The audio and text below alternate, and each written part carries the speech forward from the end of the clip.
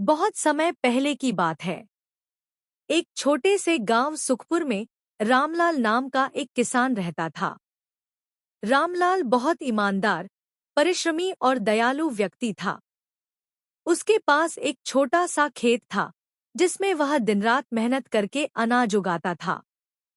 रामलाल का जीवन बहुत साधारण था, लेकिन उसके पास जो भी था, वह उसमें खुश रहता था।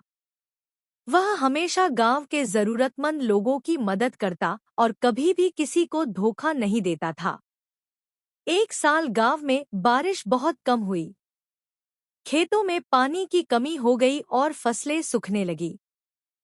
गांव के सभी किसान बहुत चिंतित थे। रामलाल के पास भी बहुत थोड़ा अनाज बचा था। उसकी पत्नी सरिता ने कहा, इस बार हमें अपना अनाज बहुत सोच समझ कर खर्च करना होगा।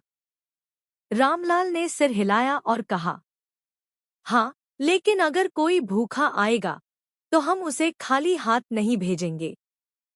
एक दिन जब रामलाल अपने खेत में हल चला रहा था, तभी हल किसी कठोर चीज से टकराया।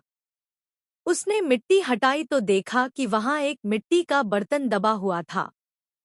जैसे ही उसने बर्तन खोला, उसकी आंखें आश्चर्य से चौड़ी हो गईं। बर्तन में चमचमाते हुए सोने के सिक्के भरे थे। रामलाल ने बर्तन को हाथ में लिया और सोच में पड़ गया। क्या मुझे यह सोना रखना चाहिए? फिर उसने सोचा, नहीं, यह मेरा नहीं है। यह जरूर राजा या किसी अमीर व्यक्ति का होगा, जिसने इसे यहाँ छिपाया होगा। रामलाल सीधा गांव के मुखिया के पास गया और पूरी बात बताई। मुखिया ने कहा, रामलाल, यह सोना तुम्हें रखना चाहिए, क्योंकि यह तुम्हारे खेत में मिला है। लेकिन रामलाल ने कहा, नहीं, यह मेरा नहीं है। मैं इसे राजा के पास ले जाऊंगा। गांव के सभी लोग उसकी ईमानदारी देखकर हैरान और प्रभावित हुए।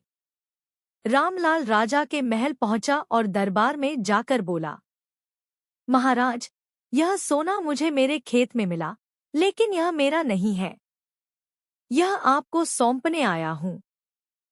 राजा उसकी ईमानदारी देखकर बहुत खुश हुआ और बोला, रामलाल, आजकल लोग लालच में आकर चोरी और बेईमानी करते हैं, लेकिन तुम सच्चे और ईमानदार किसान हो। राजा ने उसकी ईमानदारी से प्रभावित होकर कहा, यह सोना अब तुम्हारा होगा, लेकिन मैं तुम्हें इससे भी बड़ा इनाम दूंगा। राजा ने घोषणा की, रामलाल को गांव का सबसे बड़ा और उपजाऊ खेत दिया जाएगा, ताकि वह और ज्यादा खेती कर सके और गांव के लोगों की मदद कर सके।